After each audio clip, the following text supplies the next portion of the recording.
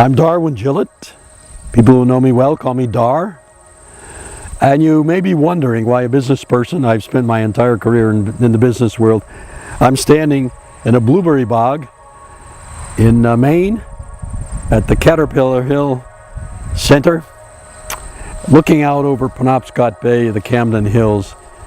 And it's important because I and my co-author Ken Bardach, who are writing this book on the noble leader, both have had deep, meaningful experiences through nature. And the people we're interviewing, who are business owners, CEOs of large corporations, we anticipate also have had a deep connection with the earth. The question we've been asked is, why the noble leader?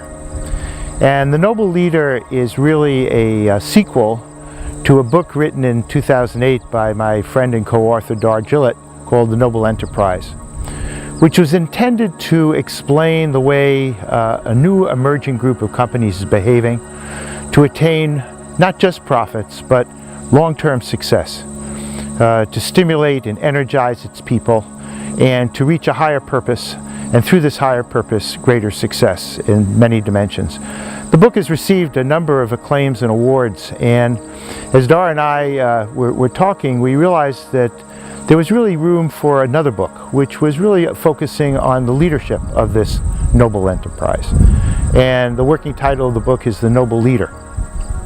And what does it take to be a leader of a successful organization that, in a sense, is going beyond profits, that has a purpose and meaning, that attracts talented people that themselves are looking for purpose and meaning, and that provides various stakeholders, not just the shareholders, but their employees and suppliers and community at large, a real sense of purpose and success and good results.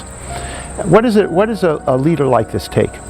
And so we decided the best way to do this was empirically to go to people that we respect as noble leaders and find out really what noble leadership means to them, what drives them, what the DNA of noble leadership is. And that's the purpose and the underpinnings of the book. And from that we then are extracting the principles that will help others really be successful as they seek to attain noble leadership in their enterprise. And interestingly, and I think in an exciting way, a lot of the leading research business schools are moving more and more into the normative, where they're creating forums where ethics is something that's discussed and social responsibility is very important. And you look at sustainability, not only sustainability in terms of longevity, but sustainability in terms of how we treat the environment, how we treat our nature, and how we treat the world. The whole idea of triple bottom line is gaining more and more credence. It's not just profits, it's also about the people and the planet. And business schools now, at long last, I think are getting into this area. But to my knowledge, there's no good book that gives guidelines of how a leader in this kind of framework works. I mean, what are the do's and the don'ts? What are the success factors? And we don't have all the answers. We didn't have them when we started, but we figured we could learn from the people that we respected as great leaders. And so we've gone to people around the world who have exemplified this kind of behavior, who have worked from the mind and the spirit and the heart to create great organizations that are sustainable, that people want to work for, that has profits and that has reputation, that has value, that attracts the best and the brightest young people. And it's by doing the right things based on the right values and the right mindset. And so our book is an effort to provide a guide, a means for people to look at themselves, look at how they operate, and to give them a vision of what others have done and how they can take the principles of those visions and turn them into success for themselves. Adding to my co-author's statements about business, the success of corporations and leadership, I would add a different dimension, which is the problems that business are running into, particularly on the human side. Whereas the human side has become more important over the years, over the decades, the morale of the people working for corporations is amazingly low and widespreadly low. A study by the Hay Group, a human resource group, about 15 years ago, of 1 million employees around the world, found that a very high percent,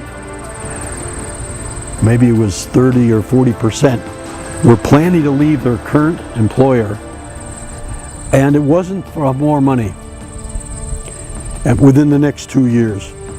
It wasn't for money, it was more for an opportunity to express their full range of talents. It was for more meaning, a range of things that would be solved through what we propose as noble leadership. Pioneering in a new way. The new way of doing business I outline in Noble Enterprise. They are pioneering in a new way of leading, which we want other leaders to be aware of, be inspired by, and be instructed in, called noble leadership. The noble leader, I think, is really built on a set of principles. When you think about nobility, it brings you back to medieval life of nobles, of knights, who swear an oath of behavior, which goes well beyond their own sense of life and death. It goes to the purpose and the meaning of their sense of self. So our purpose is to help leaders who are interested in doing this. We're very open to learning from other companies that have done this, that are doing this, and understand what noble leadership is, see examples of it, see steps that will suggest on how to become a noble leader. And if you have some views, some experiences, or a company that you'd like to suggest to us, we'd certainly be very open to that. And that's our noble purpose for writing this book.